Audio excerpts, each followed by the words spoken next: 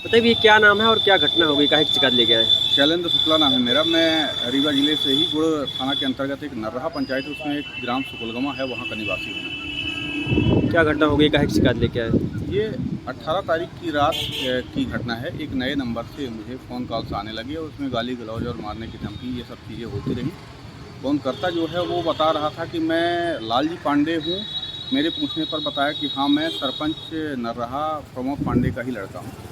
माँ उसकी सरपंच है, सविता पांडे की। तो ये बताते हुए उसने ये गाली गलौज बंद नहीं की और ना ही वजह को स्पष्ट कर रहा था। और मैं लगातार प्रयास कर रहा था कि वो शांत हो जाए या तो वजह बता दे, आखिर वो चाहता क्या है, मेरी गलती क्या है। मैं बार बार उसको बोल रहा था कि अपने पिता से बात करो, कोई दिक्कत हो तो ठीक है, तुमसे वो बड़े हैं, पर वो मेरी बात को सुन नहीं रहा था। अंततः वो 11:30 के बाद, हालांकि मैंने यह जानने का प्रयास किया कि ये कितने लोग हैं, तो मैं फ़ोन में ही उससे बात किया कि तुम अपने बाकी लोगों से, मित्रों से बात कराओ, मैं उनसे निवेदन करता हूँ।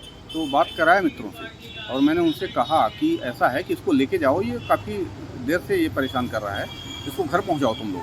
तो वो लोग भी बड़े प्यार से और धमकी भरे लहजे से वो बात कर रहे थे। वो चाहते थे कि मैं बाहर आऊँ और वो विवाद करें। हालांकि मैं गया नहीं और अंततः वो 11:30 बजे के बाद लगभग आसपास वो मेरे घर पहुँच गया एक साथी के साथ। क्योंकि बातों से मेरे पास जो रिकॉर्डिंग है, सारी चीज़ें हैं, उससे स्पष्ट होता है कि 1-2 की संख्या में नहीं, ये 8 और 10 की संख्या में थे जो गांव की मुख्य सड़क के आसपास मौजूद थे। पर हमारे यहाँ 2 लोग आए। एक हीरो होंडा शाइन गाड़ी थी, उसका नंबर क्रमांक सब है अपने पास। उससे आए और घर में वो दरवाज़ा में धक्का जोर से मारा, पैर मारा, हाथ मारा। उसको खोला, बच्चों ने खोला और बच्चों ने बोला क्या है, तो बोला कि जाओ अपने चाचा को बुला के लाओ। गाली वाली देने लगा तो मेरे बच्चों ने मना किया। घर की औरतें आईं, बच्चों ने बताया माँ से कि ऐसी ऐसी बात है। वो भी आईं और बताएं कि वो जाओ बेटा, रात हो गई, निकल जाओ। पर वो माना नहीं, बोला कि नहीं आएगा तो मैं अंदर चलाऊँगा। फिर बच्चा गया मेरे पास, हालांकि एक बार और गया था तो मैं मना कर दिया। फिर दोबारा बोला कि मैं अगर वो नहीं आएगा तो मैं अंदर आ जाऊँगा। फिर मैं बाहर आया, उससे बहुत निवेदन किया, वो सबूत मेरे पास है कि मैं उससे प्यार से बात कर रहा हूँ कि बेटा लौट जाओ, ये है वो है। वो मान नहीं रहा है। बातों ही बातों में हमने कहा अपने बच्चे को कि ऐसा है कि इसके बाप को नंबर लगाओ, मेरे पास तो किसी का नंबर है नहीं, शायद उससे बात हो जाए, इसको ले जाए। तो मेरे एक बच्चे ने, भतीजे ने कॉल किया उसको, और भतीजे ने मेरे एक बात और बताई कि मैं 10 सवा 10 बजे पहले भी इसके बाप को एक बार फ़ोन लगा चुका हूँ कि इसको लेके जाओ, और ये 11:30 बज रहे हैं और इसका बाप इसको न ढूंढ पाया, न इसको फ़ोन लगा के बुला पाया। मतलब पहले ही मेरे बच्चों ने एक बार फ़ोन कर दिया था उसको। मैंने कहा चलो एक बार मेरे से बात करा दो। तो मैंने बात की उस फ़ोन पे। सरपंच मतलब प्रमोद पांडे तो बात नहीं किया, उसका बड़ा वाला लड़का बात किया। घटना की जानकारी फिर आप इसे ये सब पूरी थाने में दिए? थाने में मैंने दिया। मैं, क्योंकि घटना ही इतनी बड़ी हो गई थी, वो बातों ही बातों में, जैसे कि मैं बता रहा हूँ कि उसके पिता से बात करने के लिए हमने फ़ोन लगवाया तो बड़े भाई ने बात की। मैंने उससे निवेदन किया बेटा ले जाओ इसको। उसी समय वो बातों को सुन के वो पिस्टल निकाला और ऊपर फायर करते हुए मेरे से हाथापाई करने लगा। हमने भी अपना बचाव किया, बच्चे हमारे दौड़े और उस समय को भांपते हुए, मौके को भांपते हुए भाग के निकल गया। लेकिन उसका एक आदमी पकड़ गया, वो लड़का और वो गाड़ी, उसको हमने बैठाया। हालांकि पूरे घटनाक्रम में मैं कहना चाहूँगा कि उसने ऐसी कोई गाली गलौज की नहीं थी दूसरे बच्चे ने। तो उसको मैंने पकड़ा, बैठाया, उससे जानना चाहा तो वो एड्रेस और नाम तो क्लियर नहीं बता रहा था, कभी ये कभी वो। तो उसको बैठाया और हमने पूछा तो बोला कि ये हमको झूठ बोल के लाया था कि उसके घर चलना है। चले आए। उसको गाली गलौज नहीं करनी चाहिए थी, फायर नहीं करना चाहिए था जब आप आराम से बात कर रहे थे। हम 1:30 बजे के लगभग निकले गुड़ थाने रिपोर्ट के लिए।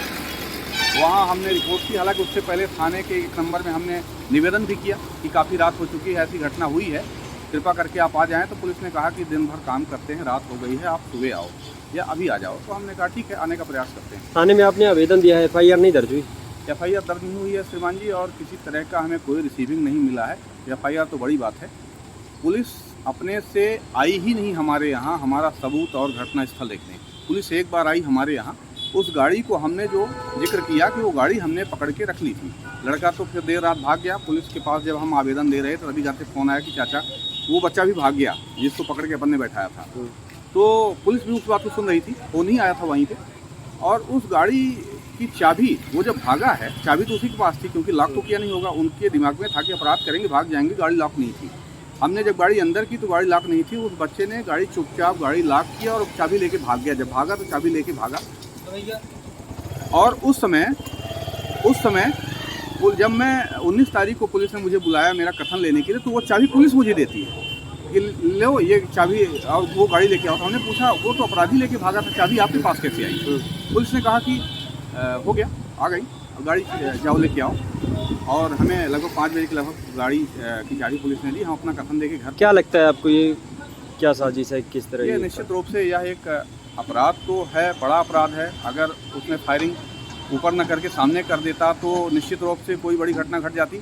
ये जो लालजी पांडे जिसका जिक्र हो रहा है, ये एक आर्सन अपराधी जैसा है। इसके खिलाफ 2-3 और मामले हैं। एक बहुत बड़ा इसने कोई अपहरण किया था, उसमें बड़ा लीपापोती हुई थी। पुलिस की मिलीभगत से और राजनीतिकों के दबाव से यह मामला दबाया गया। इसके खिलाफ एक हरिजन एक्ट भी और इसके पिता के खिलाफ भी ये मामले दर्ज हैं, ये चल भी रहे हैं। मुझे जहाँ तक जानकारी, हालांकि मैं गांव घर में ज़्यादा रहता नहीं हूँ, भले मैं यहाँ का निवासी हूँ, लेकिन ऐसा पता चलता है कि ये तो अपराधी है। ये दहशत फैलाने के लिए नए लोग, जैसे मैं कभी नहीं रहता, मैं बात नहीं करता ज़्यादा, मैं मिलता ज़्यादा नहीं, तो ये दहशत फैलाते हैं कि जो भी आए मुझे जाने, दबाव में रहे, हमारा राजनीतिक जो भौकाल है वो बना रहे।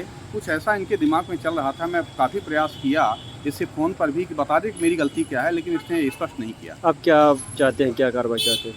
मैं आप सबके माध्यम से निवेदन करना चाहता हूँ गुरु पुलिस से कि अच्छा, पुलिस ने मुझे बताया कि मेरे खिलाफ भी एक लूटपाट की रिपोर्ट हुई।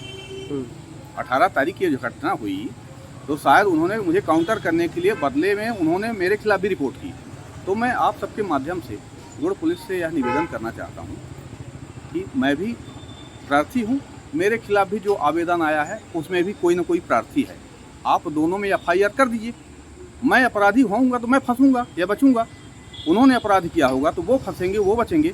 आप पर कोई ऐसा दबाव होना नहीं चाहिए। मैं तो चाहता हूं कि आप पहले मेरी वाली FIR कर दीजिए जो मेरे खिलाफ रिपोर्ट आई है। क्या लगता है किसका दबाव है? निश्चित रूप से कहीं ना कहीं ये राजनीतिक दबाव है। किसी का नाम नहीं लेना चाहता, जानने वाले सब जानते हैं किसका दबाव रहता है।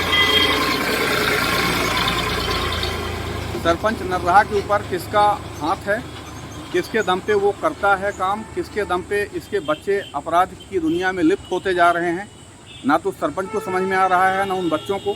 क्योंकि निश्चित रूप से स्पष्ट करना चाहूँगा कि ज़्यादा पढ़े लिखे नहीं हैं। इसका एक लड़का है जो बहुत अच्छा है, अच्छी जगह पे है, लेकिन ये दोनों बाप बेटे पर्याप्त पढ़े लिखे भी नहीं हैं। इनको समझ में नहीं आ रहा है। इनके ऊपर राजनीतिक दबाव है। मैं नाम नहीं लेना चाहता, पूरा समाज, वहाँ का क्षेत्र जानता है दबाव किसका है, प्रशासन के ऊपर। क्या नाम है आपका? मेरा नाम शैलेंद्र शुक्ला है। और मैं एक बात और स्पष्ट करना चाहूँगा, मैं पूरी पुलिस को तो मैं नहीं मतलब उंगली उठाना चाहता, लेकिन गुड़ पुलिस निश्चित रूप से इस मामले में लीपापोती करने के प्रयास में है।